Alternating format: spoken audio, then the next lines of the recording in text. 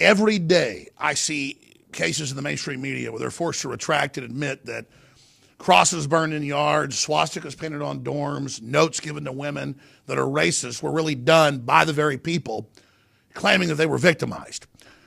Most of these events are false flags. In fact, there are very few where it isn't totally staged. I'm going to go over just some of the latest admitted frauds and questionable events right now. We're doing this live on Facebook Mentions. It'll go to YouTube later, but I'm shooting in HD so we can add clips and videos to it. This is going to be short and sweet, so here we go. You ready, Zimmerman?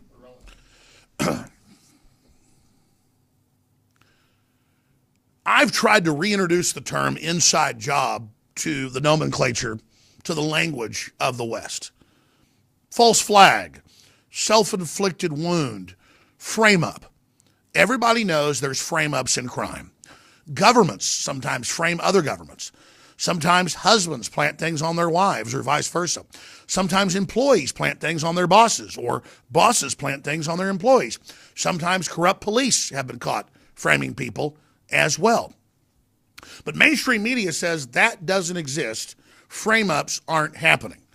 And more, it'll be a tiny blurb in the back of the newspaper or at the end of a TV newscast that there have been staged events where somebody burns a cross in their yard or somebody puts KKK letters on their doorstep or individuals have swastikas put on their dorms or a lacrosse player is raped by 15 white men because she's black. And I can't really think of cases where it doesn't come out that it's been staged. There have also been a lot of cases where white women will cut things into their faces and claim that black people did it, and vice versa. There seems to be a fetish with this. There are a lot of cases of firefighters who, on average, are great people, burning down buildings and calling the fire department themselves. The false flag, the self-inflicted wound, the stage event is admitted and is a fact in criminology and is one of the most common crimes out there. Now, that said, mainstream media, when they have these events, will not even say, hey, most of these have been staged. Is this one staged? And there's several examples in the news today. NBC News has been forced to report hateful Trump notes allegedly aimed at student were fabricated, university says, by the student themselves to garner attention. Here's the Washington Post. D.C. restaurant apologizes after hosting alt-right dinner with Sieg Heil salute. Now, several frame-ups are happening here. Number one, there's a video clip of a well-known internet personality known for her antics going to the event and hailing Hitler, with two men caught on video admitting that they were Jewish coming to see the event. Then the media claims it's an alt-right event.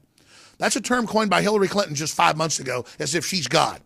Anybody that disagrees with her is alt-right. Even a lot of people that disagree with her are liberals. So this event probably did have some white nationalists, some racists at it. We've done research. It was the Jews there hailing Hitler for the overall news story. But still, regardless, what is the media calling some perhaps possibly racist event alt-right? They call Breitbart and InfoWars and anybody that disagrees with Hillary alt-right. Then they label alt-right as racist. That's how they're using labeling to control people. And these are just the examples that have come out in the last few days. In almost every case, it turns out that FBI leading KKK groups and white supremacist groups are actually Southern Poverty Law Center, FBI operatives, and others.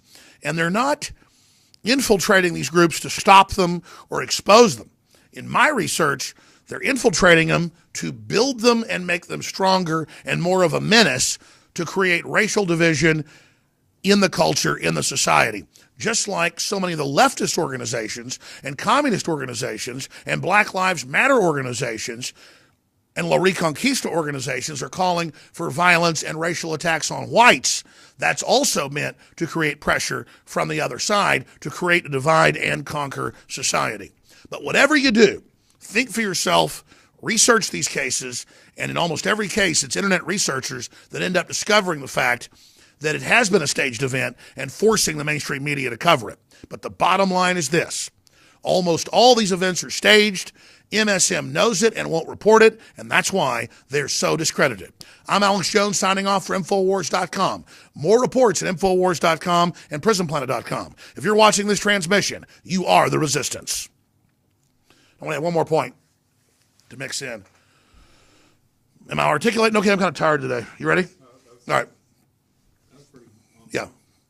In their lust to demonize Trump, they've been caught putting out fake tweets admitting he ripped people off with his university, which he didn't do. He just settled it. They've got fake quotes how he hates conservatives and thinks they're dumb. And they even admit in the bottom of the articles, okay, the quote above is fake, but almost no one reads to the bottom. This is the level of deception. That's why Tim Allen came out last week and said, listen, I'm not liberal or conservative. I'll go where the jokes are, but when you try to get down to what Trump's actually said, these aren't real quotes. These are made up. It's not real source material.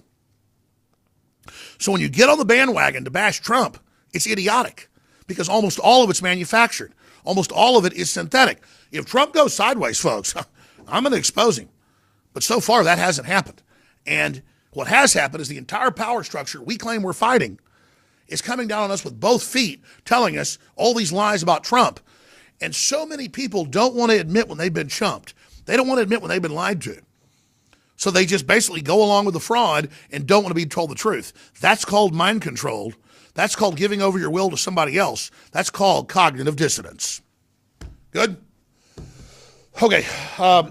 Keep rolling there. Let's do one on the communists and we're done. All right. So what, you're going to do the long one that's on the vote fraud? And then what, he'll do the other two short ones?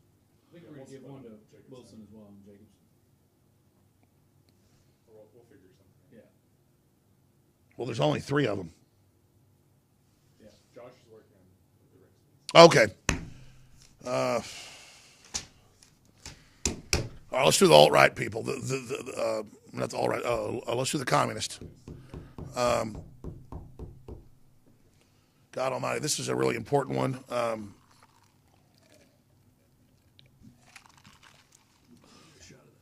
These videos are all up on Infowars.com. All right, I'm ready to blow it away. Ready? I'm ready to dominate. Let's do it. You ready? All right. Okay, we're in Facebook mentions right now that I'm shooting HD reports that we can add articles and videos to augment the documentation and the experience of awakening. God, how about the communists? It's just so hard to cover. I'm going to try to summon some intellect here and really cover this. Ready?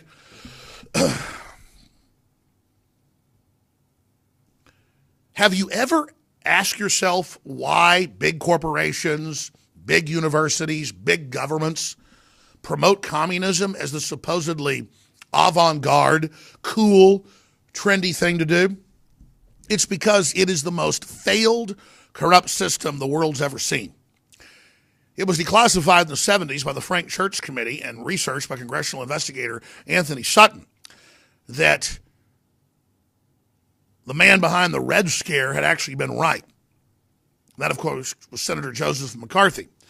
That megabanks and the ultra-rich were funding communism to be the failed ideology to challenge their crony capitalist fascistic program.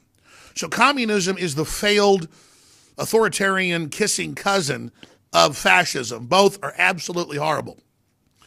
And we see communists all over the United States adopting the language, the nomenclature of the state, of the government. Within 1 week of Hillary's defeat and MSM calling all other media fake news, we had communists confronting our reporter just this week in Cleveland, Millie Weaver, a woman, threatening to attack her and saying, shut up, InfoWars, you're fake news. I mean, I've never seen anyone adopt the talking points of the multinational corporations more quickly than them. None of them talk out of hand. They all repeat slogans. They're almost all the children of weirdo professors and others, and they just want to bring down what's left of the free market because they believe they're going to have this new utopia they set up once they get control.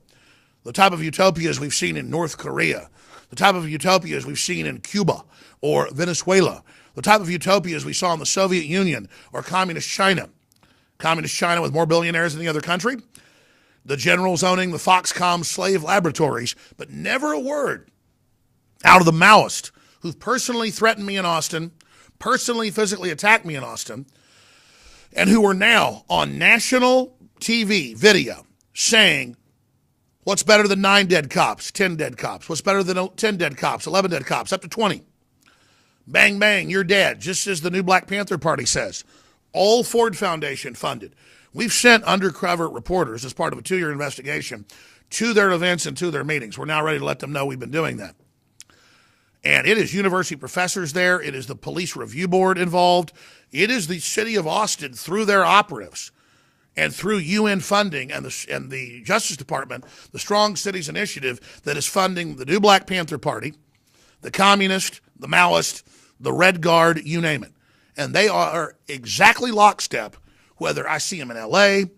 or whether I see them in Cleveland, Ohio, or Austin, Texas. And you have to understand something. I want to reform the problems in police because tyranny will come to your door in a uniform many times. But I don't hate cops on average, and we have some of the best police in the world here in the U.S., and on average, there's some of the most patriotic folks who really care about what's happening. Now, I'm not in some butt-kissing fest with the police, but I'll tell you this right now.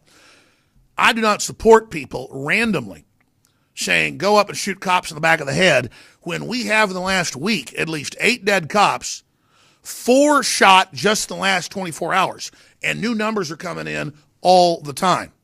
And people are just being executed. Police officers are pumping gas, they're getting shot in the back of the head. Police officers are writing a ticket, they're being shot in the head.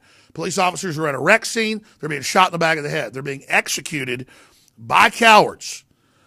And this will be used then to further militarize the police, so the globalists coming in to federalize them will finally have a paramilitary army ready to go after the patriots. So the communists provide the stimuli.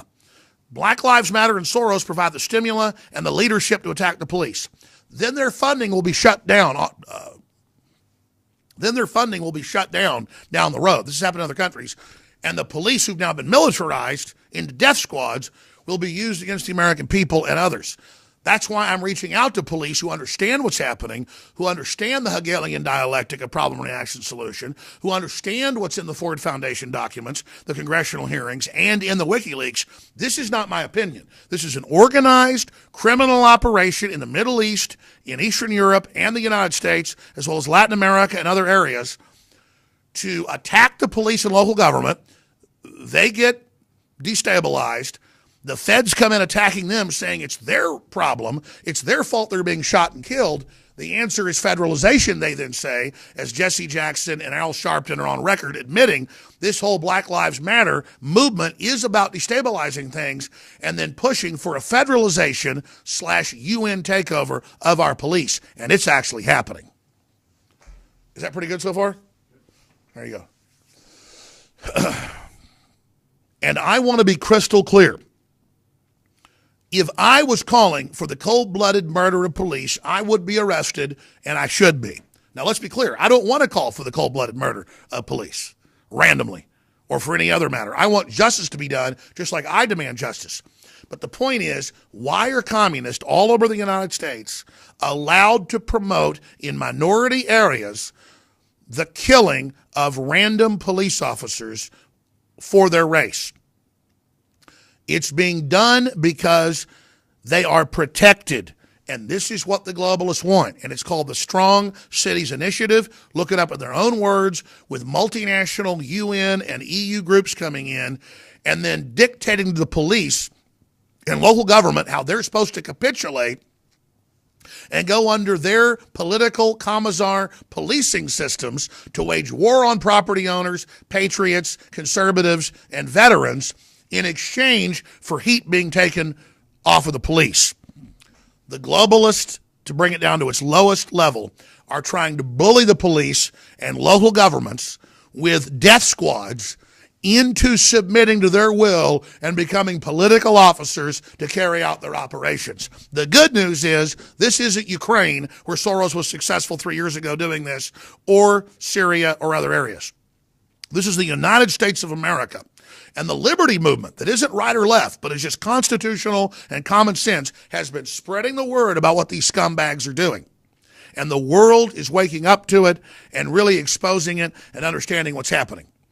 Ladies and gentlemen, it's not free speech to call for police officers to be murdered. It's not free speech to call for violent revolution.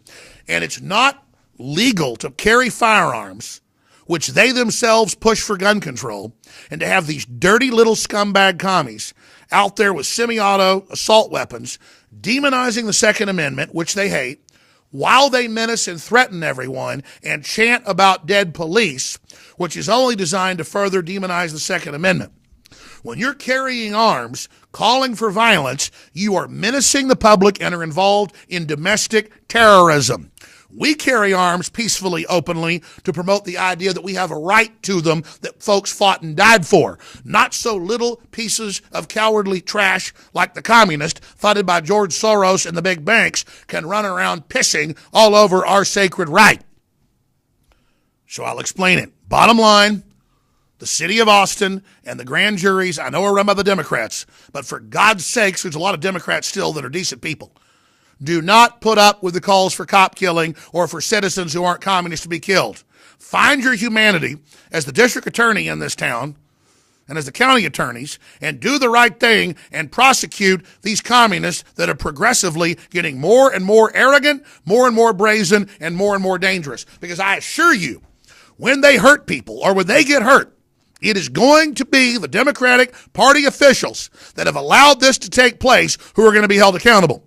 And when more cops die, which is happening all over the state of Texas as we speak, it is going to be you who allowed this criminal activity to take place who will be held responsible. Because I know for a certainty, that the Austin police chief and others have wanted to crack down on this and have been told to stand down. So understand, this is the level of treason we're dealing with. As for the communist, I don't wish you any harm. I hope you wake up from your evil. But I'll give you a warning Christ gave to his disciples. Those that live by the sword die by the sword. All right, that's it. Great job of the crew. We're going to cut all these videos and get them out. I want to wish you a good Thanksgiving. That's a big video. That video is probably the most important because it's got the communists attacking us. Attacking the guy. You know what I love about the commies? Yeah. They attacked a guy in crutches who was hit by a car and his brain damaged. Then one of them ran away from us and hid in a frickin' trash can. All I was waiting for was one of you to hit me. Once you did it, I could defend myself. And you little bastards ran. Why do you come from such cowardly families? If you're going to shoot somebody, let them know you're coming and give them a chance. Don't shoot them in the back of the head. Yeah, I think about all the hundreds of millions of people communists killed in the last century, and it pisses me off. It pisses me off bad. I'll be quite honest with you. Makes me want to seek justice. You know, I'm going to seek it. I'm going to seek justice in legal and lawful ways. But you know what? My eyes are now turned on you, communists. You understand? My eyes are now turned on you. And so are my listeners. Good luck.